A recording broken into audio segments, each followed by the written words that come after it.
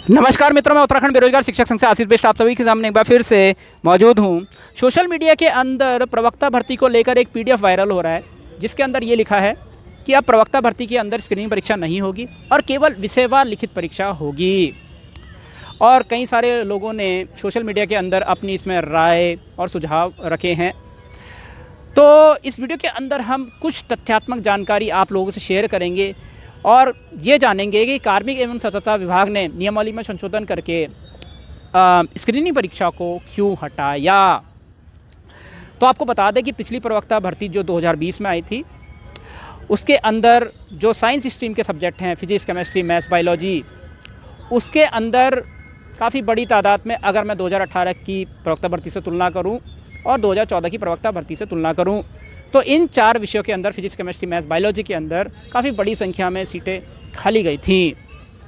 और जिसका कारण ये माना गया कार्मिक विभाग के द्वारा कि ये जो सीटें खाली गई हैं ये स्क्रीनिंग परीक्षा की वजह से खाली गई हैं, जिसकी वजह से आप ये कह सकते हैं कि इन सब्जेक्टों के अंदर एक जो विषय विशेषज्ञ 11-12 के स्कूलों में बच्चों को मिलना चाहिए था वो उनको नहीं मिल पा रहा था। और साथ ही साथ आप कह सकते हैं कि सीटें भी खाली गई, जिसकी वजह से कहीं ना कहीं कई स्कूलों में आप कह सकते हैं कि शिक्षकों की कमी हो गई। और कहीं ना कहीं ये बच्चों की पढ़ाई को भी इन्फ्लुएंस करता है, यानी कि एक ख़राब तरफ इन्फ्लुएंस करता है कि अगर शिक्षक ही मौजूद ना रहें, कहीं ना कहीं अगर शिक्षक मौजूद नहीं रहेगा तो बच्चों को सेल्फ स्टडी करके ही 11-12 में पास होना पड़ेगा। तो ये काफ़ी कठिन काम होता है। इस चीज़ को समझा गया, एनालाइज़ किया गया और स्क्रीनिंग परीक्षा को तुरंत से हटा दिया गया।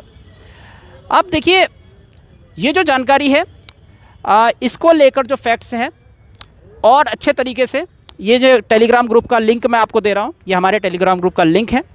इसमें फैक्ट्स के साथ आपको सारी जानकारियाँ मिल जाएगी।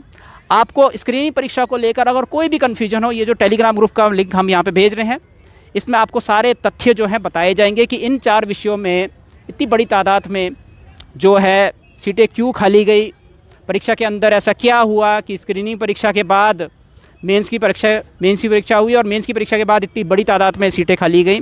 तो यहाँ टेलीग्राम ग्रुप का मैं आपको लिंक भेज रहा हूँ, इसको ज्वाइन कीजिएगा। और जिनको जानना है कि स्क्रीनिंग परीक्षा को क्यों हटाया गया तथ्यात्मक रूप में, वो इस लिंक को ज्वाइन करें और जानकारी प्राप्त करने की कोशिश करें। और सभी बच्चों को ये बोलना चाहूँगा कि आप केवल अब सब्जेक्टिव की तैयारी करें, अपने सब्जेक्ट की तैयारी करें। इसी आधार पे अब अगली प्रवक्ता भर्ती होने वाली है और कहीं ना कहीं ये सबके लिए फेयर भी है, कहीं ना कहीं सबके लिए अच्छा भी है। आप ये मान के चलिए कि स्क्रीनिंग परीक्षा को आप सभी ने क्वालिफाई कर लिया है और स्क्रीनिंग परीक्षा को सभी ने क्वालिफाई कर दिया, अब आप सब्जेक्टिव एग्ज़ाम में बैठने जा रहे हैं। ये एक बहुत अच्छी बात है, बहुत मोटिवेशन वाली बात है। मुझे लगता है कि यहाँ पे जो हैं इन 4 विषयों के अंदर नहीं, जितने भी विषय हैं प्रवक्ता भर्ती के अंदर, उसमें एक भी सीट खाली नहीं जाएगी और कहीं ना कहीं एक क्वालिटी टीचर जो हैं यहाँ से मिल सकते हैं। तो जो सोशल मीडिया के अंदर अपने ओपिनियन शेयर कर रहे हैं और अपने सुझाव शेयर कर रहे हैं, मैं बच्चों को ये बोलना चाहूँगा, उनके ओपिनियन अच्छे हो सकते हैं, बुरे हो सकते हैं, यानी कि वो अपने ओपिनियन शेयर कर सकते हैं, ऑब्वियस सी बात है। लेकिन तथ्यात्मक जानकारी के बेसिस पर कोशिश कीजिए कि आप अपनी तैयारी को रखें, अपनी तैयारी को रखें। जो तथ्य अभी सामने निकल के आ रहे हैं उसी के बेसिस पर अपनी तैयारी को रखें और उसी के आधार पे अपनी तैयारी रखें, तभी जाके इस प्रवक्ता भर्ती के अंदर आपका चयन हो पाएगा।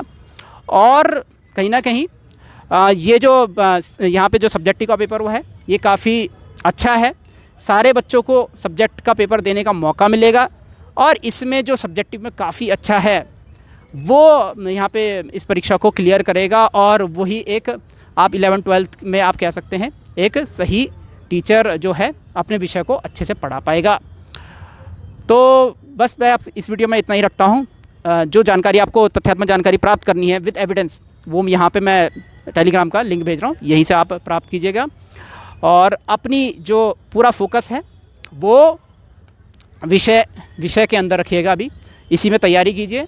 और श्री रविंद्र जुगरान जी जो लगभग एक साल से इसके प्रवक्ता भर्ती के अंदर स्क्रीनिंग परीक्षा को हटाने के लिए लगे हुए हैं और वो भी कह रहे थे कि विषय विशेषज्ञ जो टीचर हैं उनका चयन इसमें नहीं हो पा रहा है। वो भी इसी आधार पे कहते हैं कि भाई एक तो सीटें खाली चली गई और इन सब्जेक्टों के अंदर जब सीटें खाली गई तो सीधी सीधी बात है, सीटें खाली क्यों जाएंगी, क्योंकि स्क्रीनिंग परीक्षा के अंदर जो जिन बच्चों ने क्वालिफाई किया था, जिनके अच्छे मार्क्स थे स्क्रीनिंग परीक्षा में, वो कहीं ना कहीं मिनिमम क्वालिफाइंग मार्क्स जो हैं वो लाने में, इन सब्जेक्टों के अंदर लाने में विफल रहे। सारे सब्जेक्टों की बात नहीं करूँगा, देखो दूसरे सब्जेक्टों के अंदर क्योंकि सीटें ज़्यादा होती हैं, वहाँ पे मेरिट लो गई तो वहाँ पे सब्जेक्ट के बच्चे इन हो जाते हैं। लेकिन कहीं ना कहीं ये जो विषय है इनकी मेरिट हाई गई तो इसमें क्या होते हैं कि जो स्क्रीनिंग के अंदर अच्छे होते हैं वो निकल जाते हैं, और जो विषय के अंदर जो 1-2 नंबर से रह जाते हैं विषय वाले इसमें, और उसकी वजह से उनको सब्जेक्टिव का पेपर देने का मौका नहीं मिल पाता है। और कहीं ना कहीं जब सीटें खाली जाती हैं तो जो 1-2 नंबर से रहे व्यक्ति हैं